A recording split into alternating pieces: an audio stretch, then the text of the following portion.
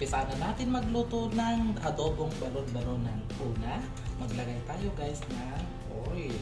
So ang gamit ko guys ay corn oil. Ayan.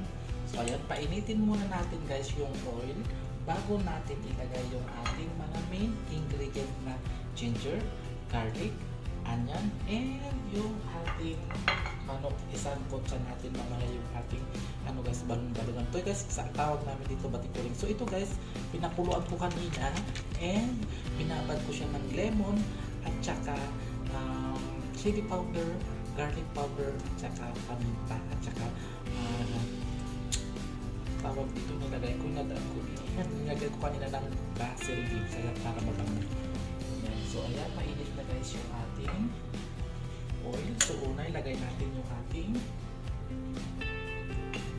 ginger.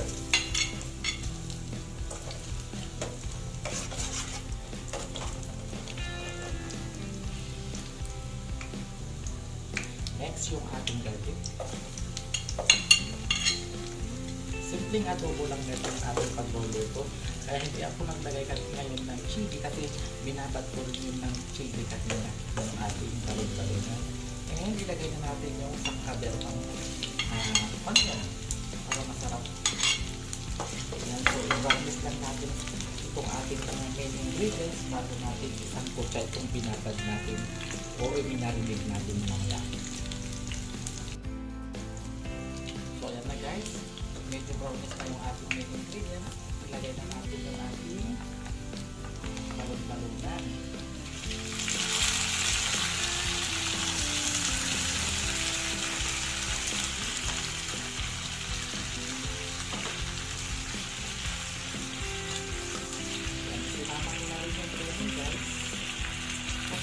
Yung pinang-marinate ko kanina, linagyan ko ng lemon para hindi managsak at tanggal natin sa lansa. At pinakuluan ko kanina ito. So ayan, isang kutsa lang natin guys sa plate din. Ilalagay na natin dito itong ating konting carrots para mamanis-manis masarap ang ating adobo. Ayan, takpan natin guys. Isang kutsa natin sa within 2 minutes. So yan guys, ilagay na rin natin ang ating carrots. At ilalagay na natin yung ating betchin. Kung meron kayong magic sarap, optional yan, pwede. Pero ako mas maganda ang betchin. Ang ating black pepper.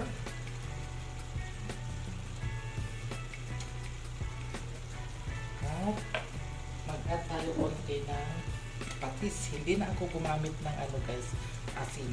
Kasi kontrolin ko na lang mamaya. Ayan, maglagay tayo guys ng konting patis para malinamnam masarap ang ating adobo. Kaya mamaya guys, mag-a-add tayo ng dato puti. Mamaya pa. So, medyo i-half cook lang natin itong ating balon-balonan kasi medyo mahirap luto nito. Gusto ko yung lutong-luto talaga. Ayan.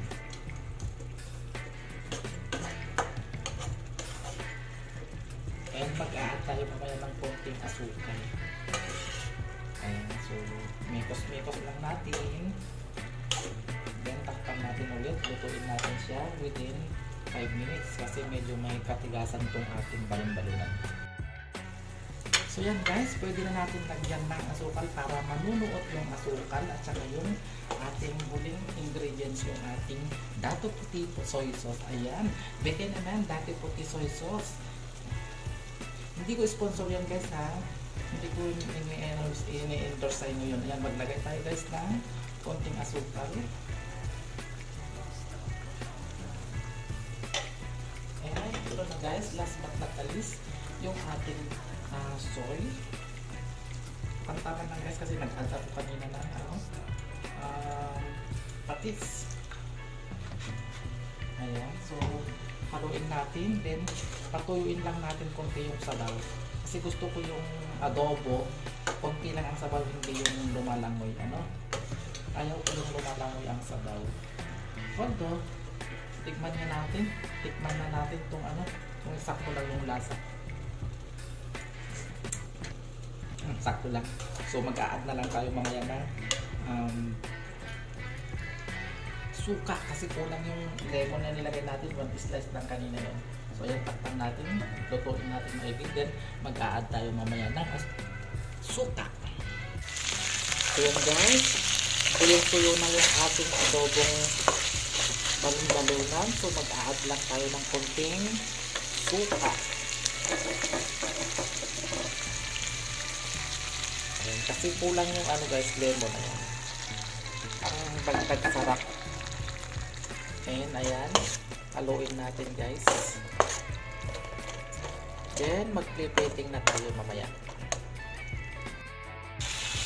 Ayan, luto na guys yung ating balon-balonan.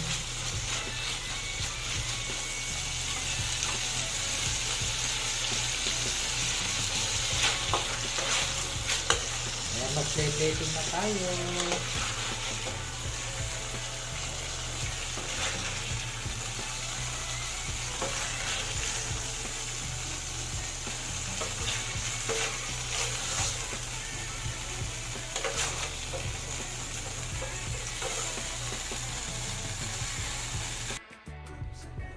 So yan na guys, yung ating balon-balonan na adobo. Sarap!